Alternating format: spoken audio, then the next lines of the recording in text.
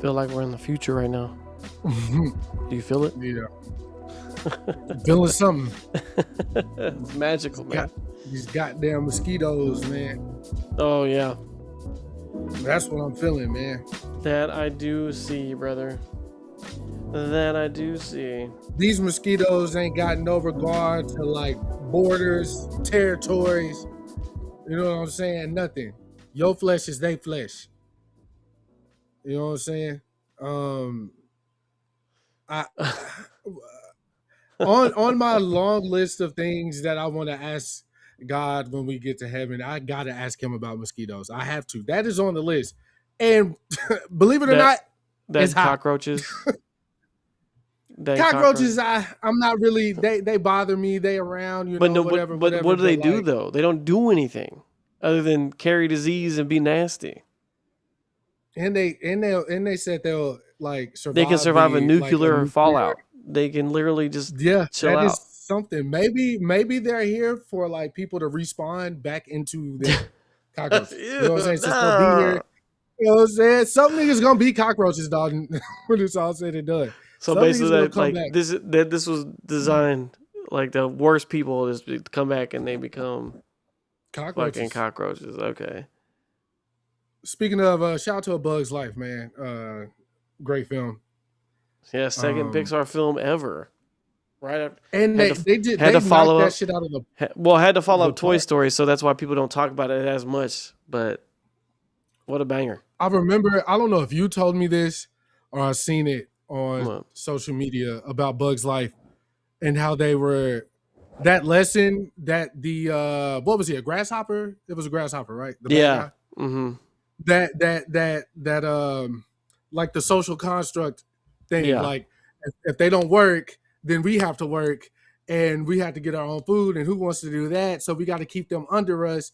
Even though there's more of them, they have to fear us, so they'll do our bidding. Mm-hmm. Like mod 6, 7, whatever. How old was I? Let me look. Hold on. When did Bug's Life drop? 98 maybe? 90, 97, 98? Somewhere around there. 1998. So I was 6 years old. I didn't know what the fuck that nigga was talking about, man. Just watching bugs, a blue ant. You were just scared of Thumper for some reason. Yeah, you know what I'm saying? But what a lesson, bro, from childhood. They was trying to teach us early, bro. Trying to teach us early. But it's another installment. You know, we back, blacker than ever. Don't just light skin. Sure. Had a hellified week, I would say. I mean, the Knicks, they got it done. What you said? Look, man, I was rooting for San Antonio. A lot of people, first and foremost, congratulations to the New York Knickerbockers. They got it done. Jalen Brunson is a 1A guy. You know what I'm saying? He was doubted. You know, he showed improve. Sure did. 45 points to cap it off. Shout out to Karl Anthony Towns and his lovely lady. You know what I'm saying? They said since she switched her bag from the Birkin to her brand, they had not lost a game. The only game they lost is the game that Trump went to, obviously for obvious reasons. But what was I going to say? The bag, Jordan, Cat, New York. Shout out to the coach. Phenomenal coaching job. Mike Brown, shout out to him. He did a great job keeping them boys in the blender, didn't know what to do. But a lot of people, sports analysts rather, were like, oh, you know, Wemby's a sore loser. He didn't shake anybody's hand walking off the court and all that shit and da-da-da-da-da. And I'm telling you, like I told nobody, because nobody asked me. I feel like, you know, in sports, yes, good sportsmanship matters, but he didn't do that out of like hate for them. He did that out of like disappointment in himself. And I don't think he holds that against the Knicks. They were the team that got it done. I don't think it was personal towards them. Yeah, more so as it was like this is the biggest moment in his career, and you know, and it didn't go the way he wanted. Like, you're gonna be upset. Like, so, like, you know, you're not gonna always be like you can't be jolly about that shit half the time. You know, some people can, you know, talk after this motherfucker didn't want to talk about it. Like, or like, I don't want to shake your hand. Y'all just beat my ass. You know what I'm saying? Like, but what do you feel like we got the better story out of the series, like the finals? Yeah, for sure. Okay. Yeah, because like I was telling you before before we got to the actual like result, we were talking about it, and I was telling you what the difference was. Is they was letting him run wild, you go get your points, but you gonna burn yourself out by the second half, and you saw what happened. His second half numbers dropped dramatically every time, because they were playing him 40 fucking minutes, and then you were leaning on a turnover machine and Stephon Castle, and then you're also leaning on a rookie, Dylan Harper, to pick up some slack too, which is never a amazing move. He still balled out, though. He did great, but like at the end of the day, a year difference does make a difference, especially when you're in the finals. If you don't forget this, McCall Bridges played in the final. He played for the Spurs not for the Spurs, for the Suns when they lost to Milwaukee. They won 2 games in a row. They thought they were about to take that shit, then they lost 4 in a row to Milwaukee. He knows how this feels. Let me ask you this. Yeah. Do we get rid of Fox? Do we keep Fox? You're not going to get rid of De'Aaron Fox, man. He's not the reason they lost. He didn't help. But he did not help. But that's the thing with basketball. People like to microscope about what the reason we lost is. De'Aaron Fox ain't the reason you gave up 39 points. You were winning. Coaching? Coaching. It's coaching, experience, and then they bench wasn't doing what they supposed to do. But at the end of the day, their conditioning wasn't to standard. They were coming out too hot, but they couldn't finish the game. And the game doesn't mean shit until the second half. Like, you could be up as dog. They blew a 39-point lead, Chris, or 29-point lead, bro. Yeah. Like, in basketball terms, that's like an insurmountable number most of the time. Yeah, that should have been over with. Other than game 1, because game 1, Knicks had that in the bag the whole game. They did. But other than game 1, the Spurs were pretty much in control every game. Yeah. And then the free throw disparity was incredible. Like, Spurs were shooting way more free throws than the Knicks were. And I didn't hear nobody talking about that shit. They were talking about OKC. Well, we know why. Okay, I mean the level of what's sending them to the line was okay, obviously. But guess who shot 4 free throws in the OKC Spurs series? The Spurs. But anyway, I digress. So what are you saying, that OKC doesn't have a? No, I'm not saying they're not a foul baiting team, but my point is, you got eyes, brother. Yeah, no, there's some ticky-tack stuff, but what I'm saying is, a lot. At the end of the day, if that is a free throw, like if that's a foul baiting team, you're still shooting more free throws than them, right? So that should not be, like, you've already broke that spread, which is why they won the series. I feel like the reason why it was getting called so much is like they don't play ball when the foul happens. They're looking for the refs. They're like, oh my god, they're making it. But you saw what happened. They lost the series, right? Like they lost. Look, and I'm glad, bro. Send that Canadian fuck back home, bro. They had a great regular season, you know, but like there hasn't been a repeat champion in the last 10 years, which is also great. Which is great. Which is really great. But and you see when you get to a certain level or a certain, like, you still got to win fucking 4 games. Yeah, you still got to win. So like, I don't care how good you start, you got to finish the game. And like I told you, the Knicks just wanted it more. JB was locked in the whole time. No matter what the score was, he was zoned in to a different level. Mike Brown kept the rotation running smooth. And like he wasn't afraid to take JB out the game if it didn't make sense for the time. Like that crucial game where it was like down to the wire, he took him out and put all big men in so they could get more rebound space. And they did it. Yeah. And then you saw that was the difference because Jalen Hart almost fucked the game up. I mean, Josh Hart almost fucked the game up. He missed that open open layup. But then shout out to OG Abenubi, like getting the back door. But I feel like they just have more of those moments that just, because if you come back from 29, that's deflating the other team no matter what happens. Like your morale is just shot. Yeah. But I'll tell you this though, the Spurs are not going to get any worse. So like that team is very, very young. Very, very young. Yeah, they're not De'Aaron Fox is their oldest player. So like they are very, very young. Yeah. He's not going anywhere. He is still a phenomenal point guard. Okay, remember none of their players have played in the finals before. So you in the moment, and then you're winning these games, but then you lose them though. You're like we're winning these games, but then you lose them, and then you're on an elimination game. You don't know what's going through these players' heads. Like you're like fuck. Like, so you can't put it all on him because, like, okay, well, why is Wemby getting out-rebounded by Josh Hart? Why don't we talk about that instead of being like De'Aaron Fox had a turnover? Stephon Castle had the most turnovers in almost playoff history, if I'm not mistaken. Because every 2 dribbles, he was dropping a damn ball somewhere. Oh, no, so he played like he playing like he's still on the block, bro.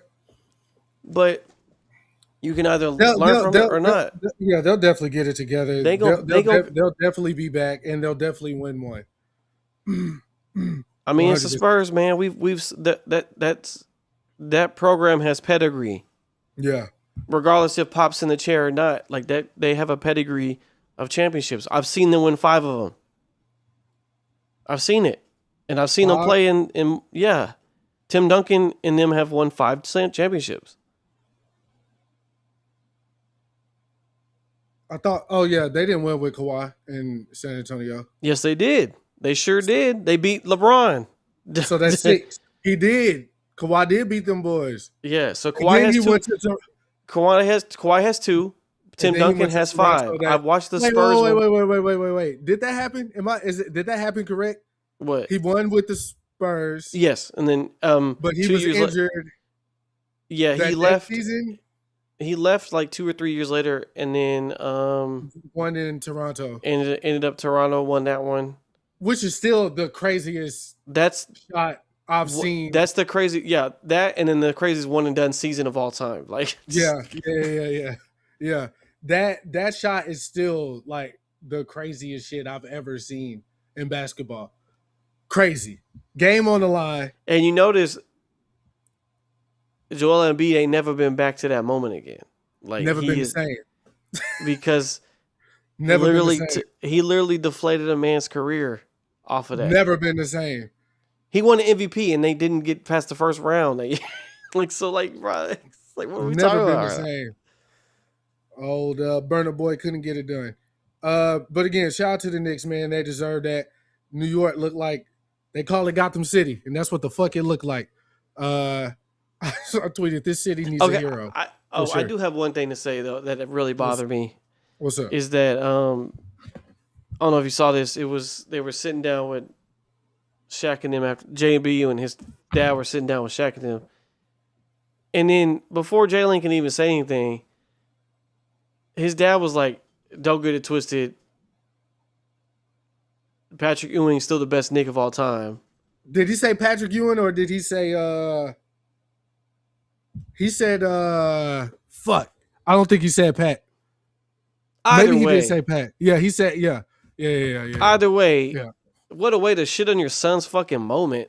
Like I've been seeing like Joe Budden's pod. They had a debate about it. Does Jalen getting it done make him the best Knick of all time? And the conversation kind of got skewed to like, okay, well, does he move up on the list? Does he surpass anybody on that list? And I'm saying like 100%. Like he definitely blew past Melo.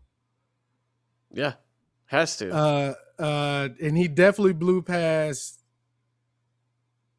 He blew past a lot of them boys for real. But the people they felt like was supposed to get it done, I mean, Pat But then you gotta think Pat was going up against Mike, bruh. Like, what do you expect? Every year. What do you expect? Like, I'm tired of niggas trying to rewrite history about Mike. They're just like, oh, he really wasn't that good. He was playing against janitors and trash men. All right. Okay. The only one that had his number at first was Isaiah Thomas. Yeah, the Detroit Pistons. The bad boy Pistons, man, for sure, for sure. But Mike was that nigga. What do you expect? Shout out to Pat.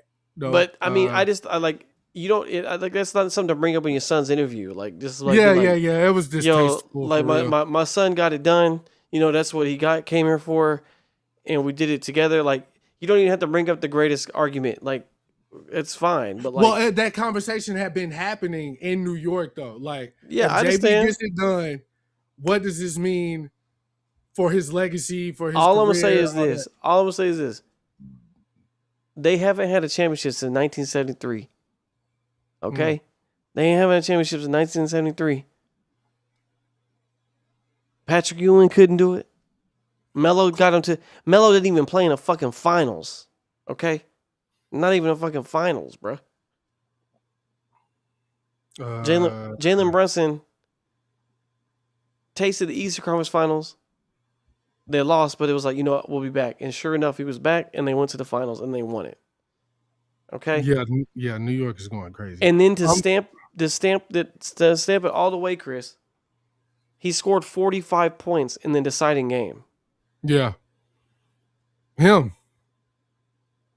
If you don't want to put him at 1, he got to be 2 or 3. He can't be lower than 3. Yeah, they won in the last championship was 1973. I know it. I know. I'm trying to, because I feel like his dad did not say Pat. He said somebody else. His dad did play with Pat though, so that makes sense. Yes. Ben Richard. If I see the name, I think it was an older team. It's probably that 73 team, man. Let me see.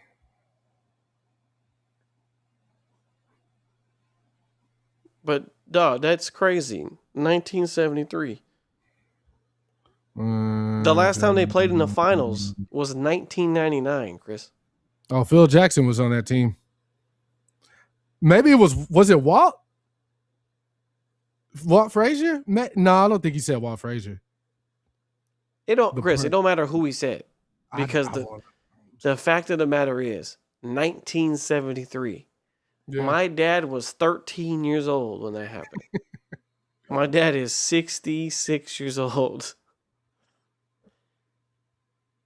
They haven't played in a finals since 1999, and they lost to the Spurs in that finals. Yeah. They got their lick back. So, like, we could talk about all these people, but no one took them to the promised land, man. Let me see. Hold on, we right. Oh yeah, you're right. You right. You was right. It's Pat. It was Pat. That's the only one that makes sense. Why?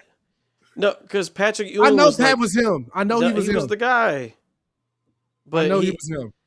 He just had to play Detroit and fucking the Bulls. And they were still getting smacked when Mike left too. Yeah. Oh yeah. They were still getting smacked with Mike left. So like just the Bulls in general at that time, that DNA was already in there, you know. But again, back to Wemby right quick. I don't expect every player to like have the mentality Kobe had. You know what I'm saying? Even though, you know, Kobe's my favorite player. I don't expect the next man to, you know, walk with that type of like chip on the shoulder or whatever. So I do think it's refreshing to see how our stars they don't have to be like diplomatic about wanting to win or wanting to be the greatest or not wanting to shake the other people's hand. The only nigga I don't like, and it's purely off of like his I would say like his nonchalantness about the game. It's shy, right? Yeah, I can't like he would definitely be in we would definitely be beefing like in real life. Like we would not like each other. I already know. I could just tell. He don't know me. I ain't shit. You know what I'm saying? I'm a nigga. But look, he got his one, right? Like he got his thing. Yeah. Do you think they'll get another one? Probably not. Like unless they mature, because like they're now seeing like, okay, you got your one, you got your one out the way, right? But now the league knows what you're doing. Yeah. Like that shit might, like I said, this shit might work in the regular season because these games are, we're having to strategically make our way through 82 games. But when we make it to the playoffs, bro, you playing us 4 fucking times. You gotta beat us 4 fucking times. Yeah. And you're gonna, and if you, since you're the 1 seed, you're like, oh, we don't have to play the Suns. You're about to play the Spurs, bro. Like you're not playing the AC team anymore. Like, yeah, you could probably make it through the first 2 rounds depending on who you play, but like the playoffs really shows you what a team is built, if it's built for the long haul. Because like people are so fucking gung ho about regular season awards all the time. Like, oh, he had this in the regular season. They did this in the regular season. Oh, they had this many wins. Bruh, we saw the fucking Warriors have the best record of all time and still lose. Doesn't matter. I saw Tom Brady went undefeated and they lost the Super Bowl. Okay? Like that shit doesn't mean shit. When you in the playoffs, your record is 0-0. Okay? Yeah. Everybody's level at this point. Obviously, we know which teams are better than others in some respects. But like Minnesota, for instance, I knew they weren't gonna make it. But no, and I love Ant-Man, but it's not even. But it has nothing to do with Ant though. It's just how the team is built. There is no second pure scorer on his team. So what can Ant do? If he scores 32 points, that's great. That's great. But if they lose 103-80, what can he do, bro? He scored 32 points. Who else is helping the man? That's what I'm saying. They're not built for that. Yeah. Kind of. That's why. That's why when they play certain teams, you're like, bro, they just cannot keep up. Yeah. It was just like when Dallas made the finals, and everybody was like, oh, this is crazy. I'm like, they about to get smacked by the Celtics. They do not match up well at all with this team. And you saw what happened. They had no fucking chance in that finals. Not a single. Every game they lost was like by 10 or more. They were not even close. Yeah. And it wasn't like Luka wasn't balling. They didn't have Kyrie though. But like you're not. Kyrie would have been a difference maker for them. Sure. They still would have lost though. They 100% still would have lost. I'm not joking. They would still have lost. They were getting out rebounded. They couldn't get to the free throw line. The Celtics were making their shots, but that's what I'm saying. Like some of that stuff is like matchups are important, but like at this point in this finals, because if you want to look at paper, Spurs should have won that series. Because if you look at, especially if you start like for the first half, like the Knicks had no answer half the time. Yeah, but they paced themselves way better. They rotated better, and they had the stamina, and also they just wanted it more at the end of the day. Yeah. Because if you want it, you would have finished the game. Do you think the Knicks, as they are right now, do you think they'll be back? I think they'll make it back to the Eastern Conference Finals. I don't know if they'll make the finals again right now because the East is pretty strong right now, so a lot of these teams are actually doing all right. But then again, it depends on health because health has been a big factor for a lot of teams lately. Where I mean, we just watched the whole season. Tyrese Halliburton didn't play at all. Yeah. Right, and his team was fucking ass without him. Yeah. Complete. And I mean, people hate him, but he took them to the finals, bro. Paul George couldn't do that. Yeah. So like, bro. Yeah. And he didn't have like. You could name like 3 people on the Pacers, bro. Like he has nobody else on the team, bro. And the second best, he beat the Knicks he beat them to make it to the yes, because he did the choking thing. I know that was a big deal. Yeah, I remember that. Now the big question for this offseason is where Giannis is going, right? The 2 big options that people are throwing around is the Celtics or Miami. Okay. At this point, I don't know if Miami's going to give up anything right now. The Celtics is interesting because they also had an injury-prone season as well. Jason Tatum was not playing. Yeah, he's shooting commercials and shit. I think that could be an interesting combination. As much as I would love Dallas to get him, it's not happening. But I'm not an idiot. Okay. Yeah. But I think the Celtics are a good bet. Miami's a good bet. Or they could go all in and he can go to Golden State. But Golden State's cooked. I don't see them doing anything. I wish Steph would just go somewhere and win another one and retire. I don't see him leaving. I don't either. I wish he would, because like if he won one more, I don't think there's any debate about anything anymore. My man literally changed basketball. So Yeah. but And I think we'll see another different champion next year. I think the Spurs can go again though, for sure. Depending on what they do this offseason, because the West is still, I don't know if it's going to really change too much. Yeah. The Giannis coming over here would be the only interesting team would be Houston, because they got it together, but then like they had a lot of locker room problems, and you saw what happened. They got fucking KD, smoked. bro. Like KD is everywhere he go, bro. I think it might be, we're getting close to time for him to hang up the jacket, bro. Because as good as he is, like we're at a point where like you're just not meshing anywhere you go, bro. Yeah.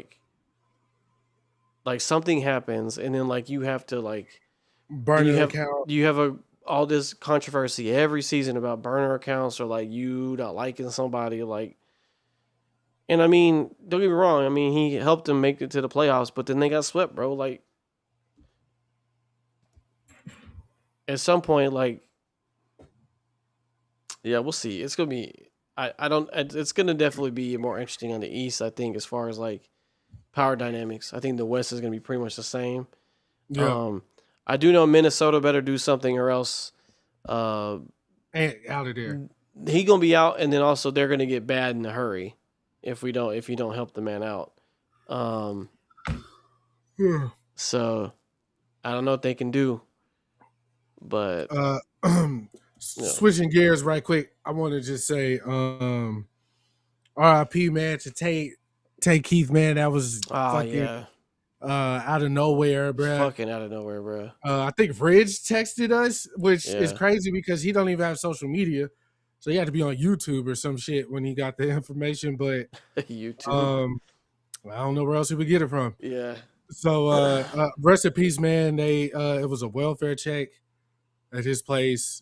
So I'm assuming he might have been deceased for some time. 29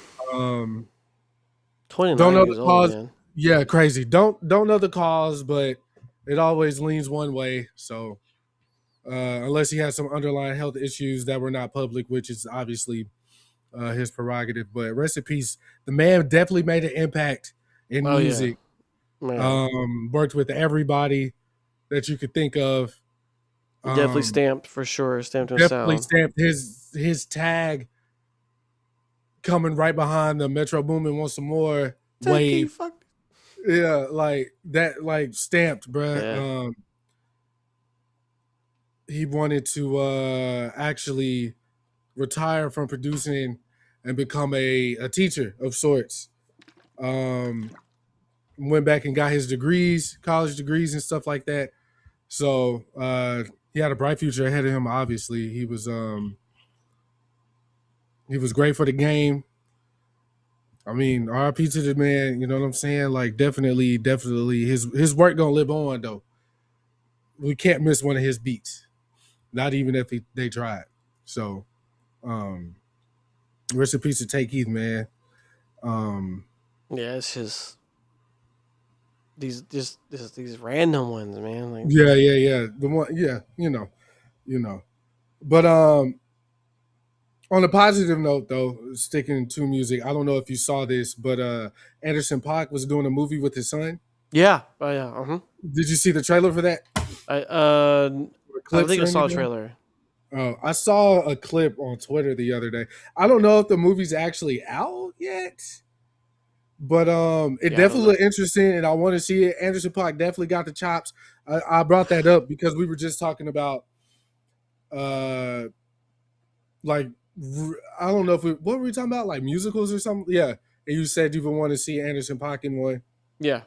Yeah. So another thing that I saw that I'm kind of on the fence about. Okay. Is Vic Mensa saying he wanted to play Prince in a biopic. Okay. I don't know how I feel about that. I playing Mike. See, the thing about Mike is, so you've seen so many people impersonate him, than to see somebody else. Flex Alexander was probably the worst rendition of Michael Jackson that we've Not ever that seen. white dude with the nose thing on his way. Yeah. Flex Washington, Flex Alexander, whatever his name is. But so we've seen it. It's familiar to us. Like, oh, even when Mike was alive, there was like interpreters or whatever. The only person I've seen dress up as Prince is Dave Chappelle, and that's obviously supposed to be funny. Parody, yeah. And I just think that Prince is such a like Aura Bob type of guy that it'll be too hard to pull off. Like, I think if somebody greenlit this movie and was like, yeah, let's go get Vic Mensa, I dare I say this would ruin like his career. I don't know. This is Anthony Mackie level of. I don't know. It's that crazy. Him playing Tupac wasn't crazy. Well, see, here's the thing. As different as it may seem, like at the end of the day, like I know he'll be a fan, and also he does music, so like at least he has some familiarity with that. Because Anthony Mackie was just like, bro, what is even happening right now? Yeah, I'm an actor. Yeah, and like, but like you're not even the same skin tone as him. Like you don't look anything like this man in any way. But then again, it could just be like a wish list thing. Like I want to play Prince. I mean, they do that. I mean, I don't think he'll be picked by. Yeah, I don't see anybody play, and I think it will hurt. Like somebody who's kind of noticeable playing Prince too. I do think you get somebody who's like an up and coming actor. I don't think you get somebody that recognizable to play. Yeah, with that one you need.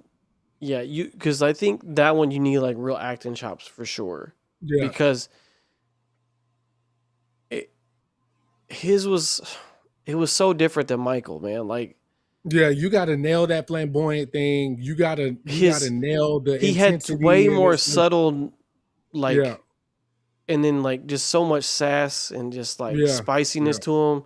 Yeah. Like, if you don't have acting, that's not going to come across the same way, right? Because it was all natural for Prince. Like there was no facade there. Like he was like, whatever he feel was like. Who he was, like if you like that bullshit, like he wore it on his face. Mm-hmm. Like so, you need like real acting chops, and then the look is important, but I feel like you need the vibe more than anything. Like, oh man, I need this to feel like Prince. Yeah, and Prince is pretty hard to replicate. Like I don't know if you've heard like a tribute band. They never sound right. Like you might have like a good drummer or a guitar player, but like as a whole, like you'd be like, oh yeah, the whole picture ain't there.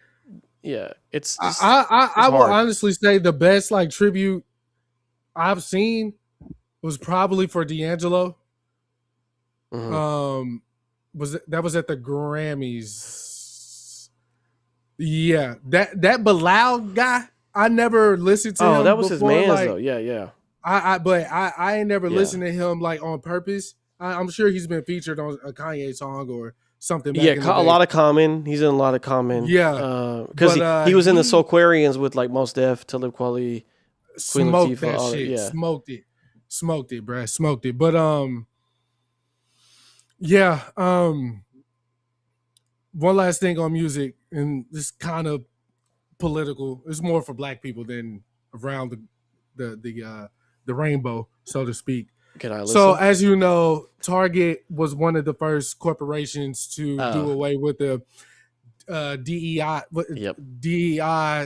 initiatives. Mm-hmm. Once Trump said, y'all could drop the facade. We know y'all don't fuck with these niggas for real.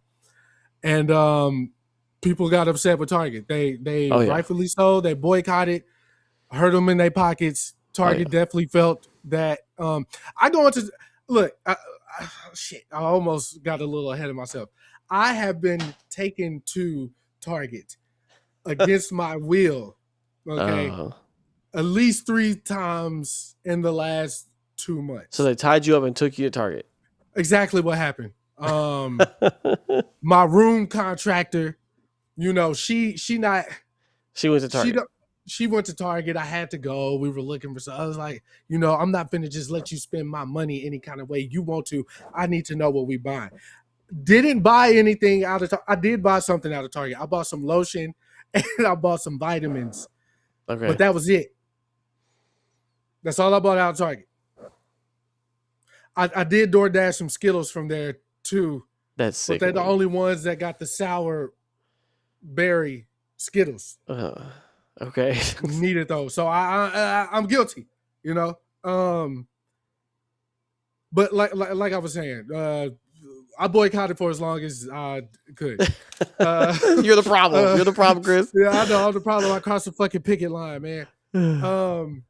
So anyways, Jay-Z's getting ready to do his 30th year anniversary for Reasonable Doubt.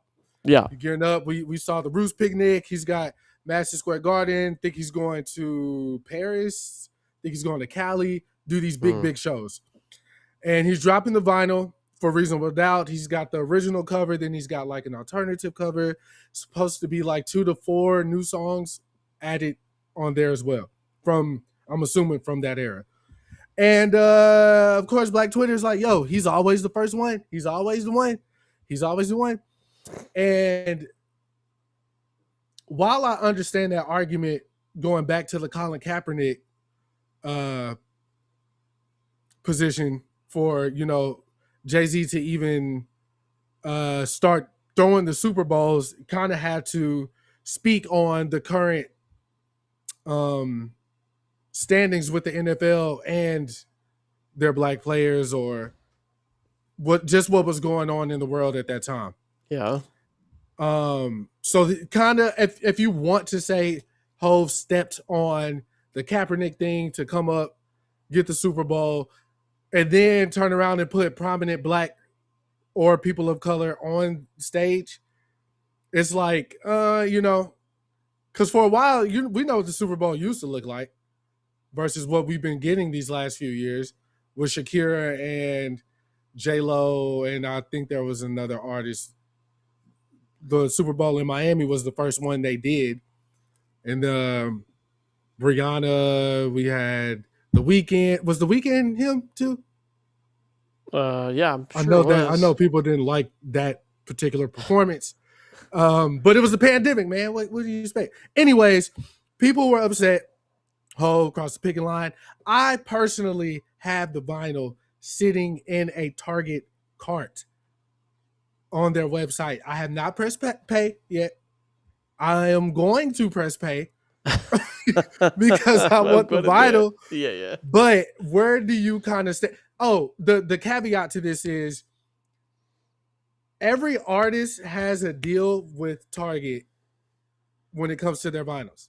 So Jay-Z, if you ask a 16, 17, 18, 19, 20 something year old as a list of artists who's the popular, Jay-Z's not even the most popular artist whose music is still being pressed up and sold through Target. GNX, J. Cole's The Fall Off. Yeah, they're Taylor one of the Swift. They're like one of the few retailers that have like actually still has vinyls. Like other than like record stores. Like they're right. Like, Speaking of, they just closed Forever Young, bro. I was wondering why we were getting like 600 vinyls at a time. Is because they're sending all their vinyls to my store. So anybody looking for some vinyls in the DFW area, I'm your guy. $1.99.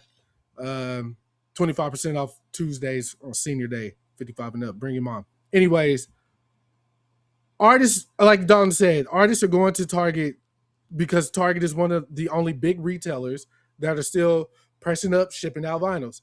Yeah. So it's that thing where, you know, Jay-Z does something, is going to make news, and typically we're going to pick him apart. And that's been happening since forever. But the biggest I could probably think of is when he brought the New Jersey Nets to Brooklyn and building the arena and everything that took place up there. Like that's in my memory where all the like Jay-Z's not for his people talk started. But then you got on the other hand where let's go get 21 Savage up out of, let's go get him out of jail. Or let's go do what we got to do to get Barack elected. Let's hit these black places, make sure they go vote. And countless other things that he's done. So it's like in the moment, we applaud him for that, but it doesn't last as long as Jay-Z sideswiped Colin Kaepernick and whoop-de-whoop. And it, obviously, being a Hovenger, I feel like I gotta kind of be like, yo, I'm not on that side of history. I'm getting this vinyl. I don't care if niggas call me what they call me. You know what I'm saying? I don't give a damn. I'm spending the $49.99 or $40.99, whatever it is, to get his shit. That's crazy. That I'm spending that much on the vinyl. Yeah. It's hoes, man. I got you. I mean, I need that. And I was thinking about it too while I was like debating. Look, I've bought stupid shits. While I was debating on if I was going to get the vinyl, I was like, I now have something that I could like pass down to my kids. Because I wish my parents would have kept their vinyls and shit, passed them down to me. But now I'm starting my own collection. I'm like, I'll have these forever. You know what I'm saying? And I just think that's dope. You're buying but you're buying like special ones too, so you're gonna have a lot of cool ones. Yeah. So I and just be able to be like, yo, son, like when this album dropped, I wasn't even listening to rap. I had to go back and figure out like just how good this nigga was from conception of his career. Yeah. So because ain't nobody put me on hold. Yeah, it's important to I think it's cool that vinyl's still like a cool medium that people accept because like CDs are gone. Like nobody's selling CDs anymore, right? You know what I'm saying? Like he is selling CDs too though. Yeah, but what I mean is like no one's really it's not at that level. That's not like a big media but people like vinyl records because they feel like a premium item. Yeah. They feel like they have like a warmth to them too. Like when you play them, they just sound different. And it's important because like this streaming shit could collapse at any moment, right? Like it could go away. And then that would just completely banish your library, right? Like your library is digital, not static.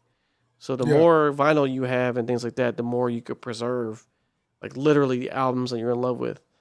Obviously not every album ever made has been pressed up on vinyl, but like a lot of people have adopted it as like a special thing. Like you get especially with like the cooler colors and stuff like that. Like I was fortunate enough to press up a vinyl for my wife. There's one of one. It's she's the only person with it. It's a white vinyl for the album that Chris helped me make for her on our anniversary, that first one. But like that, so shit like that, like that'll be preserved literally forever on that vinyl. And she'll always have it. But like, yeah, so I think that medium is important. And regardless of like, I mean, you have record stores. So I would say support your local record store first because they definitely need your business. Right. They're the only people that are really pushing any music verbally, and those people that work at record stores like really care about music and they can tell you all about sort of shit like way more than even I like even we probably could dive into like those people. How it was made, where it was pressed, like, what type they're like into the like to a different level. So like obviously go there first, but like as far as a big box goes, like Best Buy has some, but like Target is another one, but like Walmart really ain't doing it. You can probably buy it on their website, but like if you go to a Walmart, you're not really seeing vinyls on the shelf. Right. At least here. I mean, I'm sure if I went to LA, we might see one or like, but like that's not a primary thing of theirs. Um, What's one vinyl that you want that you don't have, like that you, off the top of your head? just one vinyl? Yeah, that is like, oh, I don't have this. I need this in my collection. Man, there's a lot I I need in got, my collection though. I got two off the top. I need Thriller off the top. Yeah, that one's easy to get though. Yeah, it's everywhere. And I need 808s and Heartbreak. That's a little harder to get. I need both them. Yeah, that was a little harder to get. And I need Brown Sugar too. I need Brown Sugar. I need Brown Sugar on vinyl. I need that motherfucker, man. I probably need Voodoo too, low key. Yeah, I mean D'Angelo. You can't go wrong either way. But Brown Sugar, like, I just rediscovered my favorite song by him. Not rediscovered, it just played on my playlist. I mean, and I was like, fuck. The one I really need is Midnight Marauders though. I need that on vinyl. Yeah. Ill Death Half Life by the Roots would be cool too. I've actually never seen that one at a record store before. Funny enough. Then of course Miles Davis. There's the one I want on vinyl I've never seen, Sketches of Spain, because I've kind of blues everywhere, but like just like Love Supreme for John Coltrane, that's everywhere, but like fucking Sketches of Spain, I've never seen it on vinyl, so that would be a cool one too. I need to re-listen to his autobiography too. Hell yeah. That was a ride. Nah, it's a wild boy, man. I feel like as a musician living back then, I definitely would have been on here. It was just so crazy. Like, yeah, the way they explain it, like the way he explains it though, is like they kind of just they had nothing else to do. It was like we finna go have a time, baby. Yeah, and those boys had like I don't think people understand. Like, I understand some of these rappers might shoot you, but like back then, these motherfuckers would not even ask questions, just stab your ass. Yeah. They would just stab you. If you looked at them the wrong way, they would just stab you. Yeah. What you say, nigga? Dog, bro, the shit he was doing in that book, bro, like just for people like just be like even him thinking like I thought he was thinking some crazy shit, so I beat the fuck out of him.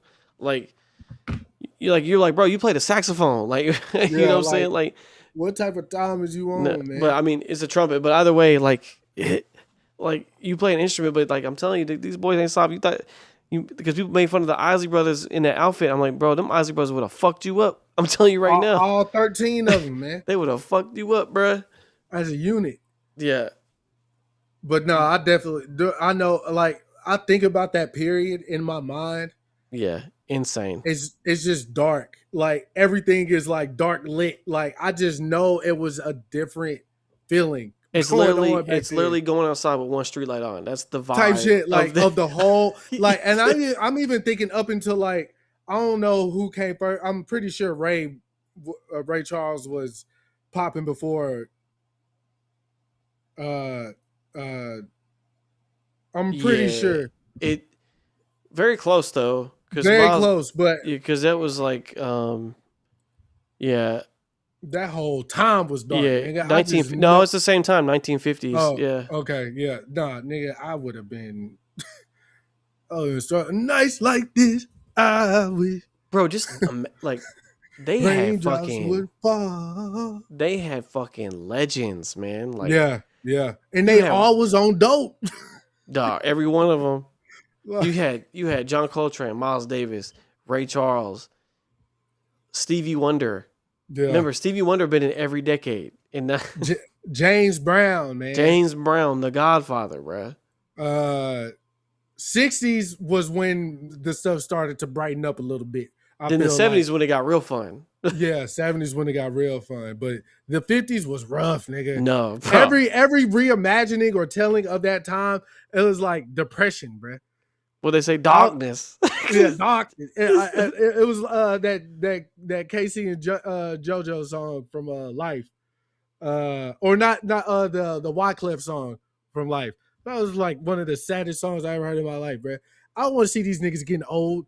Oh, fucking Wyclef Jean is yodeling. Yeah. It's the soundtrack, bro. This shit is Hey, depressing as fuck. this might be a hot take. I'm not a big fan of Wyclef. Just to be frank with you. I literally just had this thought yesterday or the day before. I was like, why was Wyclef that nigga? Because the Fugees, I'm saying like the Fugees was incredible, right? As a unit. Yeah. Outside of the unit, the only one that made sense was Lauryn Hill, right? Yeah. Because Prize was, well, he's on some other superstar, but Wyclef had the "Someone Please Call 911" song, which was big. That was a big song when it came out. And then he was even rumored to be again, this is just a rumor. I went outside. I don't know. They even said him and Beyonce was dating back in the day. Like when she was like, oh, like, really? I don't know. But yeah, he was like he's one of those guys that were just everybody fucked with him, he fucked with everybody, he worked on their albums, like you wouldn't know it though, type shit. Yeah, I'm not look, as always, I'm not saying he's not talented. I'm sure he's great to be in the room with. I'm sure he has a lot of ideas. I'm talking about as a solo artist, like he didn't have that juice that he had when he was with the Fugees. That unit was just so good, and then of course the third member is like he on some other shit. Yeah. And then Lauren is Lauren, but you know when and we can move off this. We need to go to the movie if you want. Yeah, I just want to say, you know, when I was coming up, people would be like, "Oh, Black Eyed Peas are so lame" or whatever, right? They are. I liked once they start doing all that futuristic shit. I was on board. I got a feeling era. The only song I ever liked from them was that very first joint. Which one? The one with Justin Timberlake. Run in. Oh, like the "What's Going On" song. Yeah. Yeah. No, they got some. That's the only joint. But I didn't know that Will.i.am was like everywhere too. Dog, like everywhere. I didn't know he produced Umi Says with Most. No, he had a stupid run. Like, and I know his name sucks, but like, Will.i.am's clever. No, it's not. That shit is buns.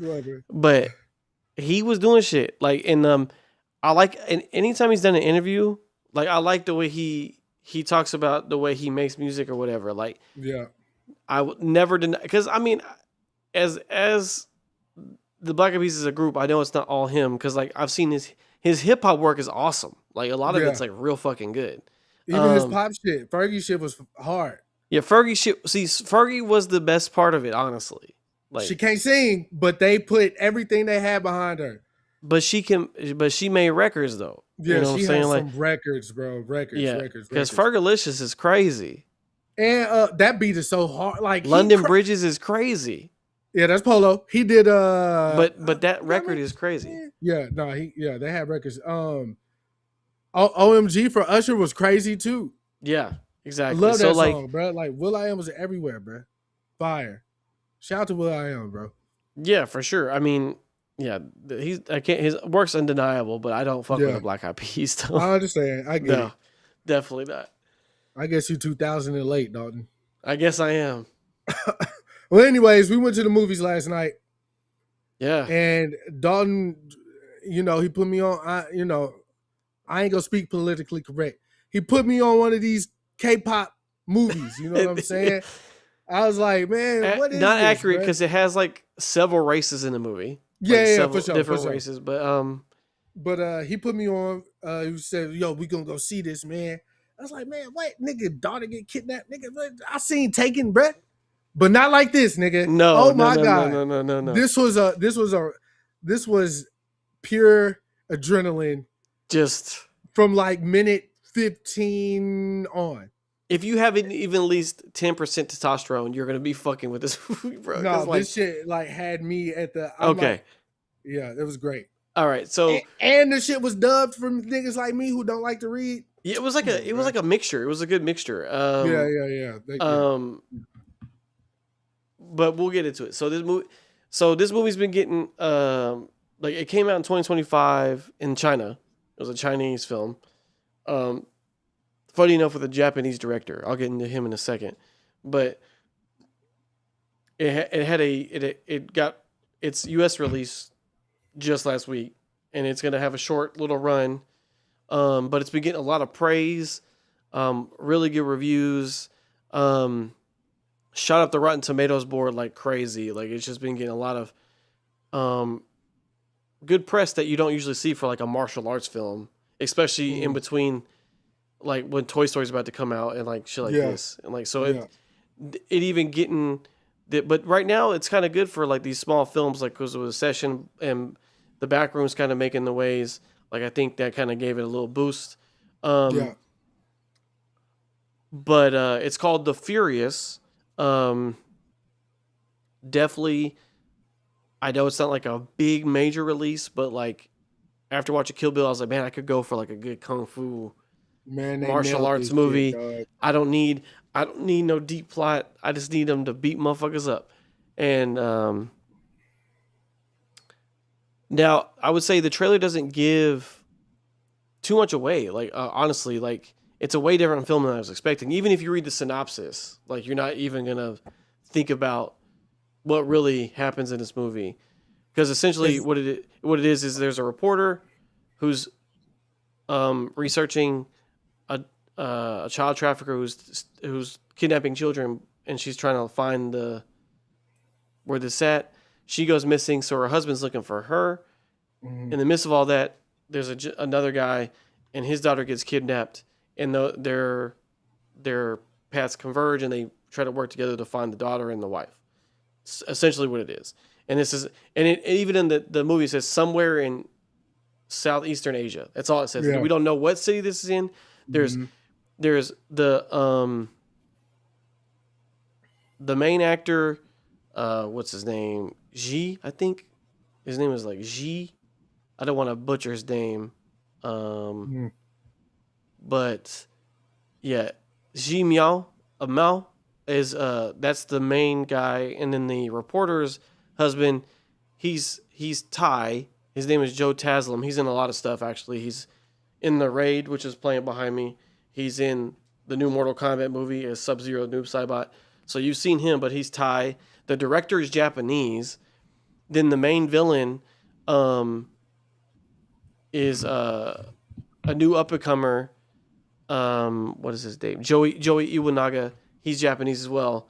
And then they had the Yayan Rihan is an Indonesian dude who was like an Ong Bak in The Raid as well.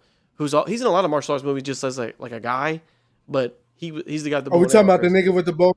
Yeah. Look, I seen earlier this week and last week, I just seen a picture of him on Twitter, and it was like, anytime this nigga's in a movie, it's about to be lit. This was before I knew he was in the movie that you told us we were going to go see. I'm like, damn, I wonder what they talking about. I seen the nigga, I was like, oh, that's who they talking about. And let me tell y'all niggas something, man. Don't underestimate a nigga with a bow and arrow, bro. They always do it. Hawkeye, Green Arrow. Like, they just underestimate Robin Hood. They underestimate them niggas, bro. And I ain't seen one yet. A very multicultural cast, and then with the director being Japanese. Now, the director is Kenji Tanigaki. He was primarily a action director or stunt coordinator for a lot of movies. I'm talking a lot of fucking movies. But the claim to fame that got him like real high on the board was he was the stunt coordinator and action director for the Rurouni Kenshin movies, like all the live action ones. And those movies are held in like really high regard, as far as like action goes. I mean, and he's done Hollywood movies. Like I told Chris, he was a stunt coordinator for The Blade 2. So like, he's done a lot of stuff. So, but this is the first movie I think that he did a full direction all the way through. He did all three. He directed it, action director, and then stunt coordinator all together. Hey, my hats off to him, bro. This definitely fire. Yeah, because he put that shit together. Because the plot is secondary, right, to this movie. Like that's irrelevant. Because we're trying to get from point A to Z, and how many asses can we beat in the way, right? There is so many different fighting styles in this movie, but but there's so much fighting styles I've never seen before. Like usually, you see how does it compare to Steven Seagal recent movie Rick reviews. Definitely better, brother. I'm gonna be honest with you. I have never seen these kind of like techniques before, and because I've watched a lot of kung fu movies, and there's just like a certain like they're doing like jujitsu or whatever. Like I don't even know what he was certain doing flow, because he was doing his was all palm strikes. Like he was hitting everybody with this part of his hand, and he was like gauging distance with the hand, and then like sweeping with his leg, but then like he was shoulder bumping like motherfuckers like crazy. But the use of it, the craziest part about this was the use of the environment. They used like every inch of the space they were in. So if there's a filing cabinet, you better believe that filing cabinet is going to be used for something in this fight at some point. Yeah. They use like a ladder, maybe like a 3 to 4 foot ladder. Yeah. And like they had it, he was using it as like a shield, but the dude like walked up the ladder while he was holding it. And this is actually happening. Like this isn't like, no, you know what I'm saying? Like you see this happening in the film. So you knew it was coordinated just like beautifully. The timing of it was fire. Like there were so many things that stood out to me in this movie as far as the choreography went, as far as fighting, that like you're just like how like you've seen the fight, you've seen a million fights, especially this style like kung fu in particular. But like some of these fights went on, like the last like big fight, it went on, like for a nice little chunk of time, bro. And this is one of those movies where like the main fighters do not get knocked out; they just keep fighting. They just keep going, bro. Forever. Yeah. And there's this one guy who will not he was like invincible. I don't know what was there a Spanish announce table? There was no Spanish in this one. This was all just South, like Asian for sure, all Asian. They did go to like a club though, and there was like a fake UFC ring in the middle. That was there. But again, the film is English dubbed, well, at least the version that we saw. I mean, I'm sure for the most part, everybody speaks English. There's a couple people that speak only in in a foreign tongue, but you can also tell that I think for the American release, you could tell they did something with it. Yeah, they digitally dubbed the voices. On some characters. The mouth moved with some of the words moved with their mouths. Yeah. So like if they said a certain word, it looked like they said it, but obviously we know they didn't. So they definitely did some CGI shit. Yeah, I think Joe Taslim was English the whole time. I think he was really English. Now, the main thing is the main character is deaf. I've never seen that either. Like he was doing sign language the whole movie. He's not deaf. He's mute.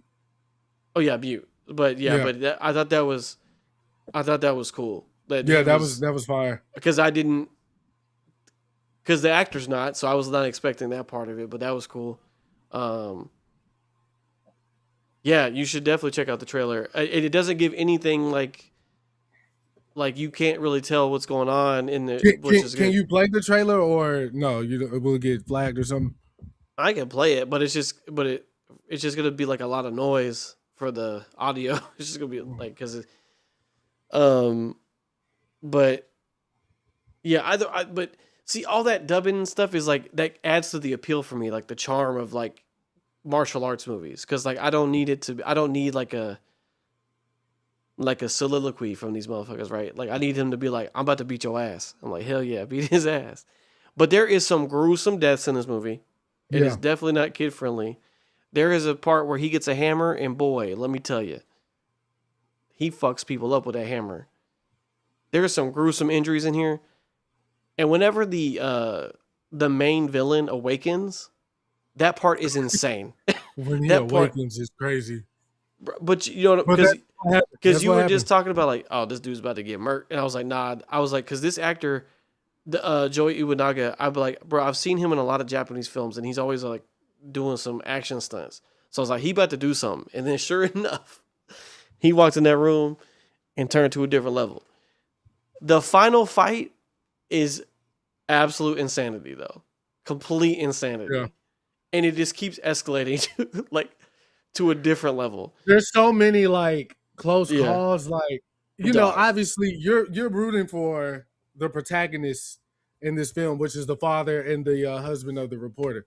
Yeah, And then the extra layer to it as well is the relationship between the father and the daughter. So she's you when you watch movies like this, you know that the kid is either going to be a good kid or a little shit. little ass. Yeah, You could also, so she was also obviously a good kid, even though she was upset with her father for whatever reason. I don't know if we're doing spoilers or whatever, but you could tell the stuff that he taught her, her instincts started kicking in, and yeah. that She she was a wanted to natural help. protector. She had like a Yeah, motherly yeah. energy. So, Yeah, that was dope to see. yeah. Like She his stood daughter up not be for like her. a helpless daughter. Like she was Yeah, actually yeah, doing yeah, shit. yeah, Yeah, yeah. Even that last scene, when the daughter and well, let me go back. I was like, damn, like they just like us for real. She didn't see the reporter's husband more than like 10 minutes and he already like, and then same for her dad to the little boy that, yeah, she became friends with. Like, so I call him Unc. I know that's like a sign of respect. Like, I care about you or whatever. I don't want nothing to happen yeah. to you. You're Unc type shit. But that's what's like. That was the first thing I was like, damn, they call everybody Unc too. Like that shit crazy, bro. And what's cool is like you like obviously the protagonists have an initial fight because they don't know who each other is, but then they don't ever fight again, like which is great because that usually is like a fallout moment in these movies. Yeah, But in this one, they actually had a really good rapport, and there was a part where he was like, "Hey man, you saved like you got your daughter. I'm gonna find my wife. Your job is done. I don't like you can go take your daughter, get her out of here." Like he was like, right, "I'm not about to risk y'all's safety anymore." right. But the daughter was like, "Dad, I'm gonna go with you. Yeah, Like we gotta save this guy and the rest of the kids." yeah. And they rode him in a motorbike together. You know what I'm saying? Like there's so many like cool little things like this. This movie definitely surprised me. It is definitely gonna be one like I'm definitely gonna cop. Like I'm gonna buy Mm. this movie to like have as like this will be a great comfort movie, which is a weird phrase, but like it's a great movie that I could just throw on and be like I want to watch some of these fights again Yeah, because you're gonna want to see some of these fights again for sure. I need to watch them in a closer way, like because like there is so much going on Yeah. and it's large groups of people constantly like fighting. Outside Um, of that last fight, the last group fight, I would say yeah, was be the climax to the fighting. yeah. What was one of your favorite fight scenes, like area, time wise, or whatever? Oh, dog, when he went in the nightclub Yeah, and he got the hammer, like that shit yeah. was just like he was like just not playing, bro. Like he was just going bananas. There was so many dope ways he was defending himself, like on the Yes, ground, standing up, mid air. Like there was yeah. so many different ways he was like, I'm like, bro, this shit had to I'm take. telling you the way that fighting. I've never seen any kind of fighting style before. The way he was blocking stuff sometimes was like bad Yeah, interesting. I think that first initial fight he had with the kidnappers was But like, it got me prepared. I'll yeah, say because that. Like it but was great. it was stilted because like he had literally just ran full speed in Yeah, flip yeah, yeah, flops yeah, for yeah, like over a couple miles, yeah, yeah, and yeah, yeah, like yeah. then he had to fight these like like a crazy motherfucker. First off, there's a bald guy who's literally insane, and Or he's definitely on the spectrum. yeah, but he's like Definitely on the literally spectrum. like I'm talking about he would not stop the way like he comes at you with like sledgehammers and all sorts of shit. Like he's If you had to literally crazy. guess the dad's history, what would you say he was? Oh, definitely some kind of like special forces or like Because his uh assassin injury, maybe. when we Yeah. saw, I He don't has know a if you saw, but that looked yeah. like a bullet, right? Yeah, like something with it. Yeah, it was Yeah, definitely he definitely got popped in the head he for was sure. bald right there with that Yeah, little a little hole. scar. Yeah. Yeah. Yeah, I was thinking, I was like, oh, he got to be like a cop or military or something like that. But nah, he did I some don't think other it was a shit. cop. Yeah, it could Yeah, have he been wasn't no like cop. a assassin. Yeah, Oh, look at this. Music by Flying Lotus. Crazy. I don't remember the music. But it's crazy that he he Yeah, had a credit for this movie. yeah, that's dope. That's dope. I definitely recommend it though. 10 out of 10. I'm not gonna lie. I didn't know what I was expecting. I thought it would be more of a like who did it thing. The kung fu aspect didn't even cross my mind. Like when you just sent me the fly or The trailer. the picture for the trailer or whatever, I didn't watch it, so I was like, oh, okay, there's some. I just knew it was across the pond, well, across the ocean type shit. So I was like, all right. But I really went into it thinking it was just gonna be like, oh, my daughter got kidnapped. Like, let's go find her. Yeah. I didn't think it was gonna be. I didn't think it was gonna be like, goddamn Kill Bill, Mortal Kombat, fucking John Wick on John Wick on fucking steroids, bro. Speaking of John Wick, though, I mean, there wasn't that much gun use in this movie. It was all hands. Yeah, I think that's more because of the area. Like a lot of the Asian stuff, there's like gun bans, so like guns are like really not available. Yeah, prominent type shit. If you got a gun, you a bad fucker. And I think blades are cooler to like look in fights because come on, man. There was some brutal knife work though. Like brutal, bro, brutal. That cop got sliced the hell up, bro. Brutal. The nigga that everybody was talking about on Twitter, like if he in this movie, he did his big one. Like he's the perfect with a bow and arrow. henchman. Yeah, bow and arrow, perfect henchman. Perfect. And they always give him like one or two lines, and he always says some like sinister ass shit. You're like, oh, you want your ring back? Come get it. Like, So, what? He got that shit back though. He said, "Got it." Got that shit back in blood, nigga. Yeah, man. What a great movie. Just a brutal movie. Thing about this type of shit is though, bro, you need. I ain't saying there are women out there that enjoy shit like this. I could not tell like Diamond or anybody anything about this movie, and they'd be like, "Oh, that sounds interesting. I want to go see it." I'm like, "Nigga, what?"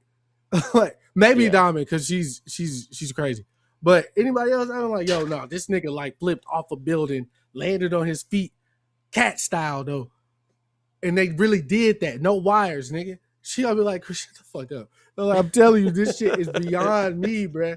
This shit beyond me. It was a great watch, bro, for real. Like Don said, if you got any type of testosterone, adrenaline, junkie, you gonna be in there. You in there, bro. First 15, maybe I'll say even the first 30 minutes. Get past the first 30 minutes. Ain't nothing but fist flying. Nigga, I'm not playing with y'all. Where my daughter at? I'm gonna beat everybody up. Once the fighting gets going for real, like it doesn't stop. Like, it don't stop. We just move to a different location and we throw hands here now. Yeah, it definitely a great watch. And while we went to the theater, we saw a poster for a RZA film that Quentin Tarantino is producing. Yeah. Called Chocolate for Honey or something. A spoonful of chocolate. So yeah, let me look it up real quick because I didn't know this was even a thing.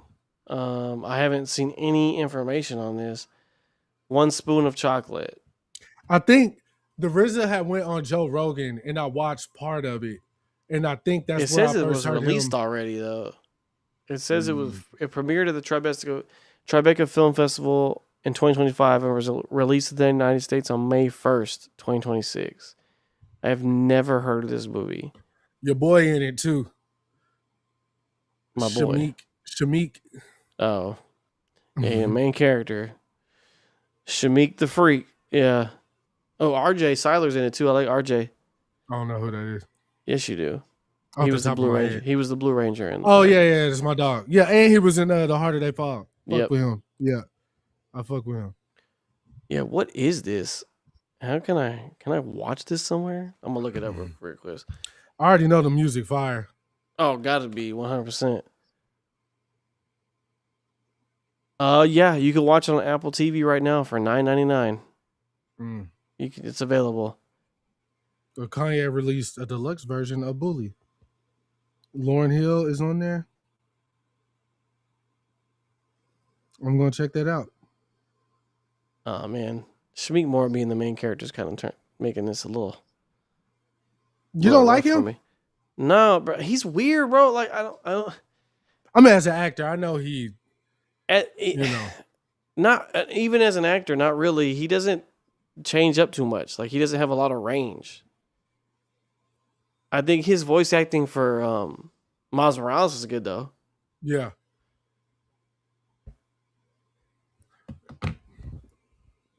But I mean, you let me know. I don't know. I want to ask you. Yeah. Is what I want to wrap the pod with. Okay. So you let me know when you're ready to wrap. You tell me. Throw the question out because there's not much more I can say. It's a kung fu movie. I definitely recommend it. Go see it.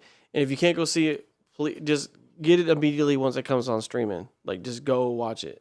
If you like The Raid or anything like that, you'll definitely be fucking with that shit for sure. For sure. I haven't seen The Raid. I know Miles would rave about The Raid. It's on Hulu Disney Plus right now. You can watch it right now. The Raid. Word. I'm not really into watching TV anymore as much as I used to be. That's very strange, but I just don't do it. But growth. That is something I want to check out. They've been talking about it for the last fucking. You should. 10 I mean, years. that's definitely an easy recommend for sure. If you like the one we just watched, you'll like The Raid for sure. Okay, so I heard this on a clip, and I don't think we're supposed to like the lady who said it, but I think she said she used to date like a dude who was like a therapist or something. So and she said this to Andrew Schultz. Okay. So here's the scenario. All right. Okay. A guy and a woman go to a funeral. Okay. They both go to view the body at the same time. They share a glance. They never say anything to each other. Okay. The funeral ends. They leave. Go on their separate ways. A week later, that guy kills her mom. Why does he kill her mom? I don't know, Chris. It's whatever you want it to be. I mean, it's your whatever. Like, it's a riddle or whatever. Oh, I thought this was like a real scenario. No. It's this like was you're doing a riddle. Yeah. Why did she kill her mom? Well, why did he kill her mom? Yeah, well, they're at a funeral, so the body has something to do with it. Or it could be a doctor. Malpractice.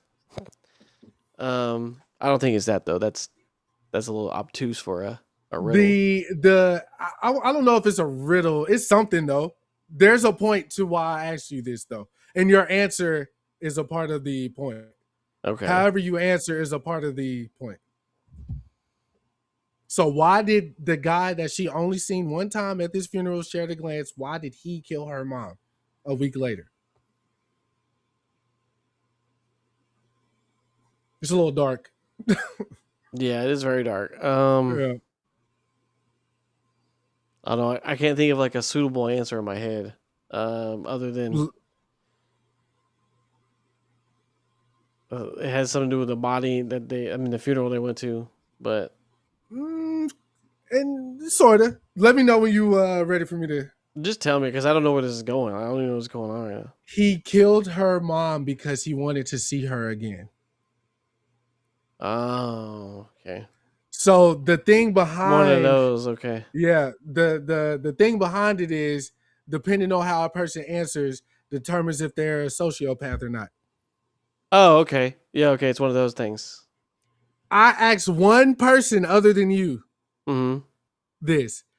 She awed around at first, but her first answer she actually said was he wanted to see her again. I said, I fucking knew it, bitch. You a sociopath. I think that's so that didn't even cross my mind. I was like, did he know the person in the thing? And he's trying to like, That was that like the wouldn't get have back. crossed my mind. Yeah. That would not have crossed my mind in the slightest. I even said a doctor doing malpractice. Right. Like I thought so. I thought it had something to do with the funeral too. Like, oh, he's an assassin or he's a hitman. Oh no, but also like I was thinking like, oh, the timeline too, like a week later, like he killed him. Maybe like I don't know. I was like, it had this. I was thinking about the person in the casket. I know you were stuck more on the. Yeah, I get it, and I was too. But again, the woman I asked, I'm not gonna tell you on air who it was, but you definitely know who it is. I know it is. You know, you know exactly who the I know fuck it is. I said, bro, I need zero hints. Right. And then she was like, her retort was like, oh, this just sounds like some K-drama, K-pop shit. So that's why I thought about that. And I was like, well, maybe all the people are sociopaths. So like, no, that like it threw me for a loop that she guessed it that quick or whatever. But yeah, I had to hit you with that. I want to see where you was really at, my brother. Glad to that's definitely like a plot of like a stalker movie. Yeah, like, type shit. But no, that's what the CIA people use to gauge people or whatever. Wow. Yeah, which is wild. There was also a thing too I just saw about like if a guy was walking down the street and he was like, he left his apartment, he was like, oh, I'm hungry, I'm gonna go get something to eat. And then he's walking towards like little restaurants or whatever, and he sees somebody dead laying on the street, and he sees a woman hunched over him like crying and stuff. He stops and he's like, I'm gonna go get hibachi. And then he just keeps going. They were like, in his mind, he doesn't even know what that woman was doing. Yeah. Like he doesn't know what that is or whatever. So he goes home and practices that. And so like he could go out into the real world and show that he knows how to cry when it's time to cry or whatever. Because really he doesn't. This is that whole American Psycho archetype or whatever. So then the guy who's explaining this goes on to say, this is why they stopped doing, they stopped teaching them that in these type of rehabilitation things, because they teach them how to essentially blend in to continue to kill people or whatever their thing is.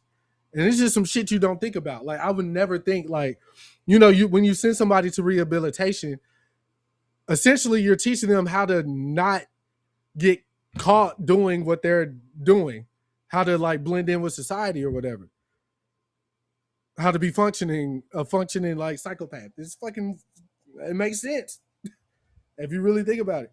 Why I brought this up, I don't know, brother, but I did want to leave you with that little nugget and the audience too. To think about, you could test a nigga you think is a sociopath now. Any nigga that would get that answer right, I'm not talking to them no more. I gotta talk to her for obvious reasons. But if I had a choice and I could really not do it, I wouldn't talk to her no more. Bitch, you plotting on niggas, and you gonna go through with it.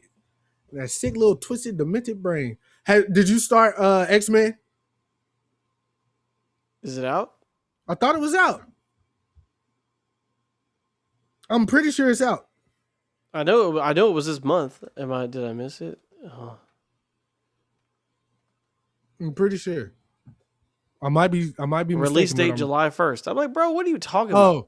I must have saw early reviews for it then. Bro, I was like, bro, I know I was like, if it was like, I was like, better been today. Because I was like, yeah. I had that bitch on my watch. It would definitely pop up, tell me the new episodes have been released. Shit, my bad. July 1st. My bad. July 1st, we out there. Are you going to take the kids to see Toy Story 5? I will take one of the kids to see Toy Story. I'll take Raiden to see Toy Story, yes. Yeah. Ronan definitely ain't sitting down and watch a movie. Not happening. Not yet, at least. No. Not yet. Well, this is another banger of a pod, man. I'm finna go make me some chicken fries. A little hungry. Shout out to Tyson. They always been in my corner. I'll stay in theirs. No pun intended. You remember those the spicy chicken sandwiches they used to have in the school lunch, baby? Yeah. I was just telling my coworker To this day, I have not had a better chocolate chip cookie than elementary school. The 2 in the little bag, never had one better. I've never had one better. I don't know what them bitches in there doing, but they all had the thick arm. Yeah, they used The to lunch put lady arms. They used to put real sugar in them things, man. They don't have it Bro, anymore. they were soft, bro. They broke when you picked it up, bro. Like, remember? I mean, you remember back when we were kids, like French Toast Crunch was like crazier. You buy it now, you're like, what the fuck they do to this shit? Yeah, like this shit bland. Like this diet ass. Like back in the day, French Toast Crunch was like you literally eating piles of French toast. Like this is what it tastes like. While I love the Obamas and what they did for America, for the black race, for people all over, Michelle Obama fucked the game up when she put all them, the health initiative, putting carrots in vending machines and shit. she fucked the game up. Love Michelle, beautiful woman. Speaking of, I've been saying this all week, or since the 250 at the White House. We not go get into what the nigga said or any of that bullshit shenanigans. I just want the record to show that the right was upset with Barack Hussein Obama for wearing a tan suit on Easter. Yeah, that was the most scandal. I'm talking about outside of the bombings and all the stuff that he did. Obviously, they call him a war criminal. Yeah. You got to be sometimes, maybe. I don't know. But his biggest scandal, to public knowledge, that tan suit like was all over the ran through the. This is the first time they seen the crispy edge up in the White House's history, man. This shit need to be in the Smithsonian. They never seen no shit like that. They were talking about that suit on the news like all day, like just like it was absolutely insane. I was like, y'all mad at a nigga for getting fly? And this nigga had a whole wearing a tan suit. There was blood spilled on the White House lawn, bruh, for his 250th. And then what Michelle and Barack go do? Open up they library in Chicago. Beautiful, you know what I'm saying? And they didn't use taxpayers' dollars to do it, man. This is just the levels that we playing on. You know what I'm saying? Black excellence. You heard? Decadence, opulence. You heard? So shout out to the Obamas for getting that done. Shout out to the tan suit. And you know what I'm saying? We'll be back next week with another banger for y'all. You know what I'm saying? Don't pick the last 2 movies. I feel like it's only right we go watch American Pie. For my movie, I'll just play. That is some random choice. I don't know what we're gonna watch, but I'll fuck with that first one too. We're gonna figure out what we're gonna watch, and we'll be back next week to talk about it. And then once we get into July, we got the heavy hitters coming in July though. Yeah, I can't wait, brother. Can't wait. They dropped that other Spider-Man trailer. Shit look fire. I'm glad I'm getting a little bit more into what's going on with Peter. A little bit more of the plot. We still don't know who Stranger Things is playing. I know a lot of people think she's playing Jean Grey. I'm not buying that. Yeah, I think because it's like that's the obvious answer, right? Like I don't think they're gonna do that because there's so many people with like mind powers though. Like that doesn't just mean it's Jean Grey. Like and because because that's her natural hair color though. So like I did see something that I agreed with. What? Vaguely. Where someone on Twitter was saying, like, I see so many people being upset about trying to guess who Sydney is playing or whatever. But I just like the fact that I can't guess what's happening. Yeah. You know what I'm saying? Like, even in the dark, if you took a shot to be like, what is this? We know a couple things are happening. Yeah. Okay? We can't tell the plot. His mutation is changing. There's going to be a Savage Hulk. The Punisher's in the movie, and we have a person with psychic abilities. Yeah, whatever. They also said that Keith David is going to be narrating the movie, like David Attenborough. Yeah, he's just like the spider. So which would be fire because that's like Inception level of shit happening. But also, if you get Keith David's voice is in Legendary, so of course,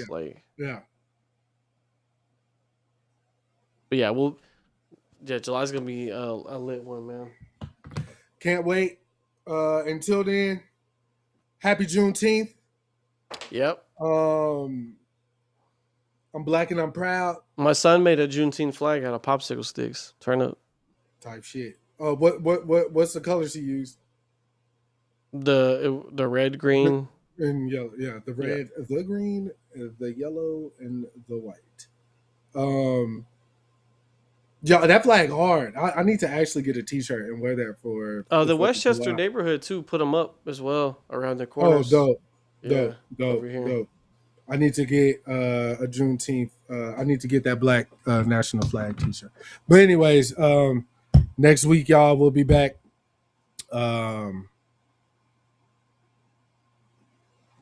Go put your hand in the register tonight. That money's your money. You know what I'm saying? We out. Okay. If I can